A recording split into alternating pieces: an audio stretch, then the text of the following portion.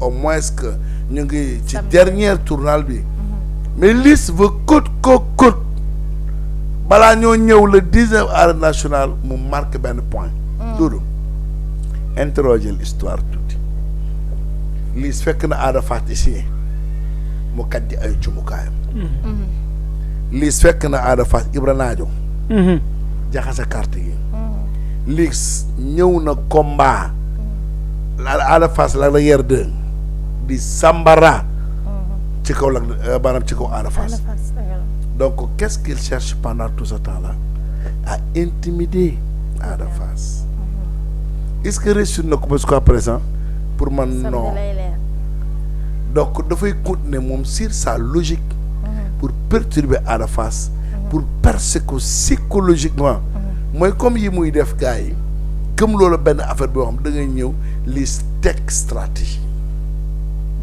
te bu xasee ba étaler stratégie am comme ni mu ko bëggee munoo wax ba piège bi doo ci dugg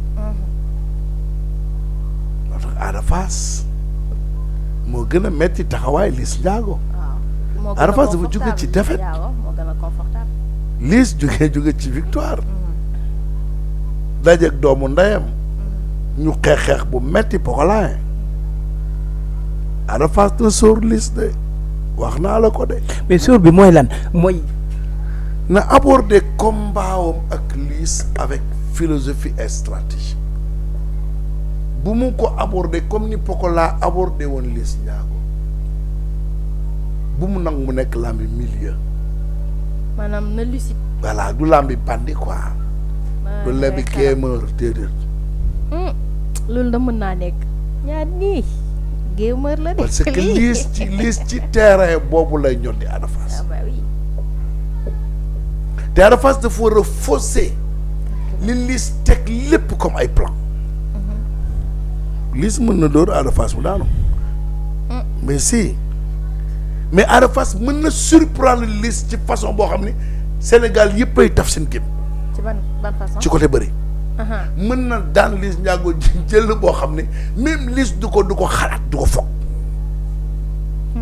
mais bu mu demee lii ci làmb ji li nga gis ne damay corriger booy bi lam ma defoon 5 lam mun kii sama diggante sama Pokola sama ngaayan la li may wax nangam Ada Fass yoonam nekku ci loolu na aborder Liss Ndiago à sa juste valeur tey Liss am na bàjjen mel ni ñaaxarañ la war gis ko fa ni may taqalee ay millions pour jox ko nga xam ne yoonam newu ci Liss dëkk jàmm gën ñaar dëkk parcelle nga ne war ni ñaa ko sopp la mais ak lu mën am combat ñaari espoir yu garaaw la xëy na seen combat 2 ans ci kanam la woon 3 ans ci kanam mais malheureusement Baye Ndiaye teel na leen ruuxale te même bu ñu bëree 2024 dañuy bëri mais seen façon de communiquer ñoom ñaar est-ce que jàppoo ni mën na indi problème surtout du côté des supporters parce que kii mi ngi naan dama koy dëbb mais gëmante wuñu kii naan dama ko enal seen façon de parler waa Fass waa kër Ada Fass côté supporters yi moo tax may wax sëñ bi parce que j'ai l'impression que ça devient violent quoi waa kër Ada Fass ñoom seen cible du woon sax Liss Ndiago mais Siteu la woon ñoom toujours ñoom dañu gëm ne que Liss daf leen bëgg baare contre seen digganteem ak Siteu ñoom dañ jàpp ne que Ada Fass dafa war a bëree ak Siteu waxuma man samay wax de damay bañ ñu ne buur li mu wax Ada Fass a toujours rêvé de bëri ñaari bëri wala ñetti bëri Ama Baldé Siteu Modou Lô mais jàmm gën nag dafa am benn Ndiago bu fa nekk la porte étendard ñu di ko Liss Ndiago léegi Siteu li mu ñàkkoon pendant des années góorgóor la leet naa yu bëri Mama Lamine Take Seras kii Caatu Fora Abu Ndiasse et j'en passe yi la baaba tey Liss mooy seul porte étendard bu ñëw taxaw léegi sës ci Siteu mooy Siteu li muy incarné moom ca kaw am na rakk moo tax gisoo ci ay communication bi mujj léegi da ngay gis ni dafay mettre toujours Liss Ndiago en amont keroog ci face bi ma ko nee lu tax léegi ngay préparé jël waa nangam dafa ni jàmm gën léegi dafa xat ci man. waaw loolu leen di may espace. samay rakk ñoo fa nekk ku ci mel ni Liss Ndiago maanaam liste tey su réassuré li mu bëgg jot ci site après dafay jafe mais c'est bon trop bon même c'est rafraîchissant et sucré-sissant oh là là voilà tey bu boobaa site day réussir li Modou Lo réussir am lieutenant bu mel ni Franc te VIP bu mel ni Siteu il est temps nag moom un lieutenant ah waaw waaw un chef de guerre boo xam ne il s'appelle la Liss Ndiago donc loolu mooy le problème te Liss a une dent contre Ada Fass mooy li nga wax sur le maanaam sur la communication des religieux ñoom dañu am lu leen boole lu bari ñoom na ñoo xam nga dañoo mës a bokk kër gu ñuy doxaane waaye xam na daal entre ñoom ñett Liss Pokola Ada Fass il ne s'aime pas teelu dara làmb la rek bu jeexee jeex na après nu ñuy waxee noonu moom vraiment voilà ça fait peur voilà du yow ñëwal ci seen état physique ñoom ñaar nan nga leen gisee gis nga surtout Liss Ndiago gis nañu benn Liss Ndiago boo xam ne vraiment mi ngi delluwaat comme Liss bi ñu xamoon daal waaw moo lay wan ni tex booy wër mbër bu dàkk tex xel da ngay ñëw si Liss Ndiago ah macha allah te ni mu ko waxee sénégalais yi xamaguñ ma mi ngi ak benn kàddu boo xamante ne ba tey gars yi bàyyiwuñu ko xel te toujours même manager am sax loolu lay wax man xaw ma li ñuy wax dafa am fu ñu leen samp xaw ma wala ñu dee leen ko mais tout le temps bu ñuy wax da ngay dégg ñu koy wax sénégalais yi xamaguñ ñu ñetti combat moo ma dese ñeenti combat kii laay bëreel di lim ay nit yu ñu war a bëreel fan lañ ko teg dëgg la de nit ñi nax tamit ci wàllum physique kan Liss Ndiago mooy heure bu waree bëre combat day mel ni am beneen facette bu mu mel ba sénégalais yëpp naan non waa ji yow gis nga ko tey gis naa ko tey mi ngi mel ni kon finalement stratégie non mi ngi mel ni woon moom oui xoolal booy wër mbër bu dàkk teg xel boo ñëwee ci Liss da nga ko fay fekk te voilà lii lañ soxla ci sport mooy sa adversaire tout le temps dafa war a am lënt waaw lu ko jaaxal mooy nii la mel est-ce que wala nii lay def wala lii la jàng wala lii lay pare forcément da nga koy bàyyi xel jërëjëf gisoo kee naan ko sa mambo yi ngay naan mooy ba tey ñoom xamuñu fan la Liss war a ñëwee ak ñoom xam nga ki dem fii suñu émission wax ji boo jour c'était le cas c'était le lundi bi ngeen di jàmbat poids bi Liss Ndiago kii dama leen ni bu leen ci nuancé wu su ngeen ko gisaatee day mel ni lu moom kay est-ce que gis nga ko mais bu aada mën nañ ne moom it mi ngi nëbb boppam ndax yére yi mu sol barki dem moom daa teg la yére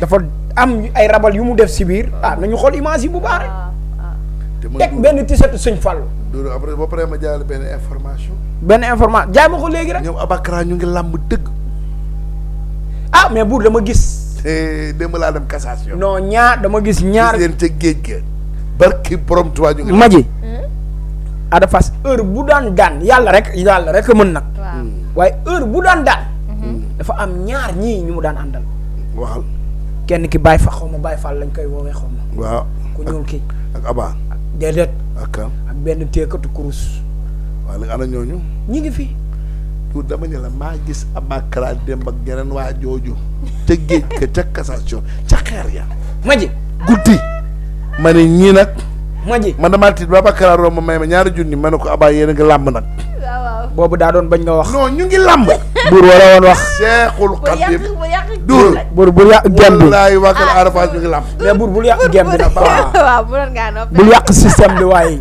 yéé ñu ngi làmb yu fadam yi am na lu ma war a wax waaw waaye yi ngay def waay en tout cas ñu ngi làmb de am na yàlla Muhammad ñu ngi làmb mais daal l'essentiel mooy ñaari mbër la yoo xamante ne yàkkamti nañ ñamante ku nekk xam sa morom yaay kan mais bis bu ko Ada Fass defee dina am problème xam nga lu tax mooy ni saa su ne buy bëre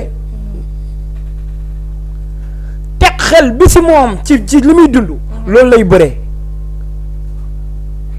ma ji déglu li ma lay wax de digganteem ak Lac Rose ñëpp dañu ne cim jeex na Lac Rose bis bu jàppee Liss waxtu wi ci 3 minutes mu jeex wallaay mais Liss bu mu ñëwee xam na adversaire bi mu am xam na dayoo adversaire bi mu am xam na ni kii bu ko jàppee combat bi jeex bi mu taxawee lan la def bi arbitre sifflé déplacement latéral gauche latéral droit.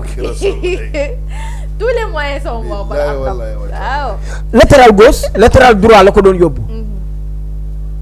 te boobu Lac Rose bi combat bi demee ba ay 3 et quelques minutes mi ngi commencé énervé mbër nag noonu la. am na foo koy woo dalay wuy si. Lac Rose comprendre boobu bëggul woon lu dul jàpp Liss Ndiago am fu mu jaar ak moom. Ada Fass nag bis bu demee ak moom ak Liss Ndiago ci combat bi ci dayoo boobu war na yàlla mën nañ ko dóor mu daanu waxuma nag ni dañ koy dóor mu daanu. mais fekk mi ngi bëreeg noonu ak stratégie boobu ak Liss Ndiago attention. mais moom combat bi avantage am moom mooy bis bu jàppee Liss Ndiago Liss dana bëre baa mu mbapat baa mu xam nu mu def. parce que loolu la répété soo ko xoolee. Liss. Ada Fass. ok. en tout cas combat bu neex. combat jànk la. mais du seen communication gisoo ni mën na indi problème. ci communication bi du indi dara xam nga lu tax. parce que xam nga am na du. communication bi du indi dara. dafa am ñoo xam ne maanaam mën naa ne ay fanatique lañu. dañuy bëgg ba fu mbëri di waxee ñoom duñ déggee foofu. chaque fois dañuy bëgg dem au delà de mbëri fu ñuy waxee ak yooyu quoi damay xalaat ndax du indi violence wala yooyu noonu quoi ay. non jàpp naa ne que seen public léegi am nañu maturité boobu. espérons. Madji ñoom ñaar ñëpp am nañ loolu. mais xam nga mbër yi dafa am benn kàddu boo xamante ne mi ngi commencé jug si ñoom seen biir. mooy da ngay xool sa adversaire ñu fay la tant de millions fay ko tant de millions nga ne nawloo ma sama adversaire te wax jooju war nañ ko di bàyyi. war nañ ko bàyyi de. yow sa adversaire yéen ñaaral te même boo leen tolloowul kase yoon làmb moo leen boole boo taxawee doo ko nawloo lu tax loolu te yéen ñaar li leen boole ay heure la su jeexee jeex na comme communication bi ngay wax. parce que communication des fois am na loo xamante ni moo koy def ci même day ñëw ba si suñu rakk yi. suñu doom yi suñu jarbaat yi ba si supporters yi. loolu moom gëm naa ni dinañ ko changer. nañu xam ne nag làmb la su jeexee jeex na. Balla Gaye war na mën a tuddee Modou Lo doom. Liss Ndiago war na mën a tuddee Ada Fass doom. pourquoi pas war nañ mën di demalante. bëri nañ fi combat te ñoom ñaar dëkk ay doomu ndey lañ. te ñoom ñaar dëkk ay doomu ndey lañ. ma jigéen romb nga sa heure. romb nga sa heure damay bañ mais Madji Mor Niang. non mi nopp na la trop ma jigéen magnifique nee na bëgg na la. Mor da ngay jël suñu numéro si suuf. waaw jëlal numéro Doudou après ñu waxtaan. Madji moom seerul. méttiwul man dinaa ko gérer mais waaye ndaw Samba andi sunu waa kër ñëw leen. non ñu ngi waay wanteer seen waa kër seen waa kër sa dossier sama loxo lañ ko teg. waa dëgg neexul yow moom zéro ba ne donc man maay gérer quoi. 4-0 la ñu mu ne. du kan la Mor Niang. loolu du dara. Mor Niang merci beaucoup c'est vraiment gentil. merci fort la rek. Ça me touche énormément. au cœur ça touche au cœur. non mais ça me touche c'est nous. na sa njaagu balu na woon waaye nu mu tudd. Oh Madji. comme l'étoile de la. njaago boobu de. la citoyenne na mun na leen nee na. waaw moom ci lu mu ne. ñu leen di nuyu. waaw nuyul ma ko waaye Doudou même Dieng ba jéggi ñaa ko gis. même Dieng ba Dieng san suñu xarit yooyu. aywa ñu wax rapidement ci image fuité yu Balla Gaye am na ñu ko gëmul nag sëñ bi. sëñ bu image yi moom nu mu demee noonu. ma jigéen. bi Balla Gaye defee